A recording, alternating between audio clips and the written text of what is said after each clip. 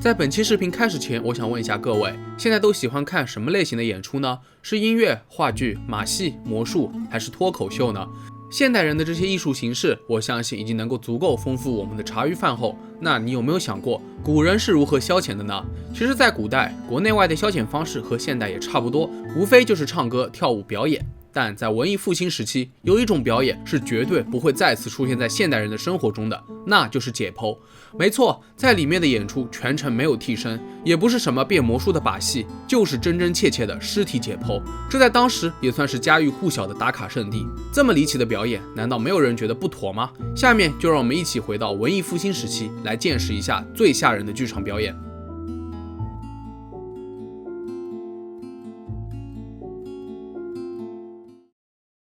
有关于尸体解剖，古希腊解剖学在一整个中世纪经历了翻天覆地的变化。随着对于身体器官和结构功能的不断深入了解，这种医疗实践得到了拓展，人们开始对死去的尸体进行惊人的解剖观察，这有助于了解人类自己的大脑、心脏、肺、肝脏，甚至器官和神经等等。早在14世纪，教授们就会直接在墓地里面给学生做示范。那时的公共解剖通常都是在冬季举行的，因为在天寒地冻的日子里面，尸体也可以储藏得更久一点。但很快他们就发现，尸体暴露于室外，受到太多因素的干扰，于是解剖尸体的教学就被转移到了室内，讲台和讲桌也就成为了最临时的解剖台。1502年，外科医生亚历山德罗发表了第一个有关于解剖剧场的构思。他提议，解剖剧场的设计应该类似于古罗马的斗兽场，宽敞通风，舞台中心是解剖尸体的地方，座位呈中空的半圆形，既能够容纳观众，又要防止观众打扰到医生。为了方便观众看到解剖的细节，亚历山德罗还提出，舞台中心的桌子必须要被垫高，但这也仅仅只是构思。直到1594年，世界上第一个解剖剧院才在意大利帕多瓦大学建成。这个初代的解剖剧场是椭圆形的，中间放置了一张解剖台，外面围了6排座椅，一层一层的往上排列，大概能够容纳500人。不过这里有不少欠缺的地方，就比如座位的设计让观众难以离开，而且最重要的是，这栋楼没有窗户，所以不得不用蜡烛点亮房间。然而，解剖不是一时半会儿就能好的，用了蜡烛很容易就把房间搞得异常闷热，甚至还会缺氧。不过，有了这样的解剖剧场，学生们就可以清楚地观察到尸体，配合教授的演示，绝对是进修解剖学的最好方式。在当时，医学生们可是抢破了脑袋都想上解剖课。随着解剖学院的名声远扬，其他专业的学生甚至校外的普通人也都想亲眼看看尸体解剖的过程。渐渐的，恐怖的尸体解剖逐渐成为了一场公共表演，所有想参观的人都可以买票入场，尸体就在台上正中央，旁边站着几个经验丰富的解剖学家，他们用锋利的刀片划开尸体的皮肤，一点一点的把身体内的器官分离出来，展示给台下的观众，顺便还要讲解一番。与此同时，观众们丝毫不会感到抗拒，他们伸着脖子拼命想往前，只为看得更清楚些。那在这里有一座著名的解剖剧院，名叫博洛尼亚，比起帕多瓦解剖剧院，它算是进阶版。首先，博洛尼亚的建筑增添了许多代表性功能，有了更多的设备，还有辅助柜。虽然解剖台与看台分开，但桌子可旋转、可伸缩，更加便于全方位观看。和帕多瓦剧院一样，它的解剖台周围也是有一排圆形的座位，而它大厅的布局为观众提供了更好的视野。为此，解剖表演成为了人们日常生活当中相当普遍的事情。观众们怀着强烈的好奇心，对残忍和恐惧的渴望达到了巅峰。人们也想亲眼的看一看自己身体内部到底是什么样子的，然后幻想着自己死后会不会也登上解剖台，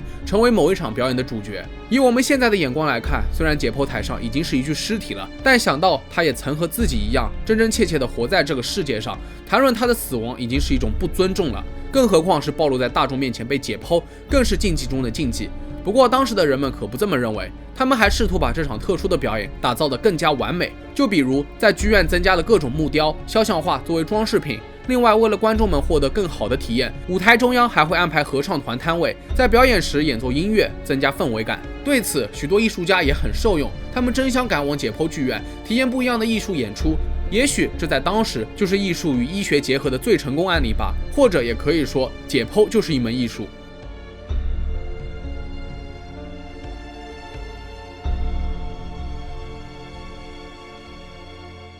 在进行解剖之前，首先必须确保有足够多的尸体，这在当时其实并不容易，因为被研究的尸体也会分3、6、9等。首先最好就是溺死的尸体，因为这样的尸体是处于最原始的状态，被研究的价值也是最高的。其次是一些被斩首的尸体，其经脉和动脉会异常的萎缩，而被吊死的人的喉咙也会被套索拉断，这些都算是有瑕疵的了。除了犯人之外，一般还会使用无力安葬的穷人或者没有亲人的陌生人的尸体，这些都会在城里面的医院和太平间被认领到。但其实还远远不够，因为随着解剖学的兴起，尸体也一度达到了供不应求的程度。那怎么办呢？看过之前视频的小伙伴肯定知道，有一伙人就是专门干着偷卖尸体的勾当的。在当时，一些盗贼就打起了目的的主意，尤其是那些刚刚下葬的尸体，更能卖个好价钱。于是他们趁着月黑风高开始盗墓，将尸体卖给某些解剖学家。离谱的是，这在当时并不是个别现象，已经形成了一条产业链。为了更好的保存尸体，卖个好价钱，盗墓贼为此还试验了各种储存尸体的法子。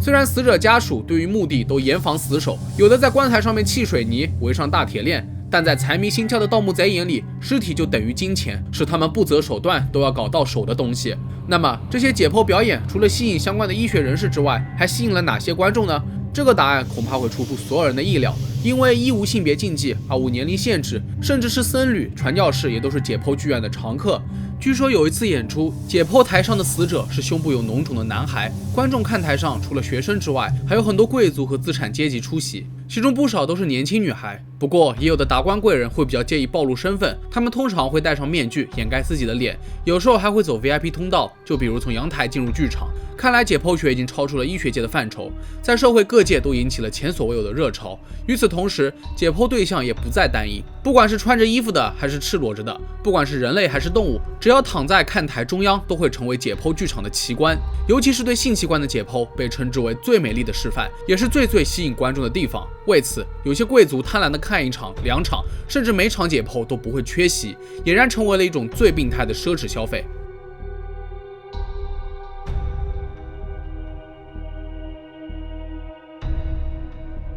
当然，有吹捧就会有争议。解剖剧院的存在引起了很多流言蜚语，想象着尸体全身赤裸着躺在解剖台上，身体的部位被一件一件的剖下来展示给观众，真是让人触目惊心。也确实有一部分观众的小心脏会受不了，所以早早的离开。有传言称解剖剧院布满了冤魂，让人脊背发凉。这倒不是什么恐怖传说，由于部分尸体来路不明，有些死者的家属会找上门，拒绝接受解剖，大闹一场。为了应对这样的意外情况，从帕多瓦解剖剧场开始就已经安装了活板门，尸体随时可以被移走。后来又以基督信徒为首的民众开始抗议，他们反对解剖尸体，这还引起了不小的争议。其实公开的解剖表演仅限于冬季，大约持续6个星期，而且这样的表演都带有庄严的特征，有时候还会规定观众戴上面罩，还会演奏音乐安抚观众。一些艺术家则认为，尸体在神圣的气氛当中被解剖，有利于洗刷一生的罪恶，是用来赎罪的最好方式。而解剖剧场对于观众来说，就在提醒他们生命的短暂，思考人生的意义。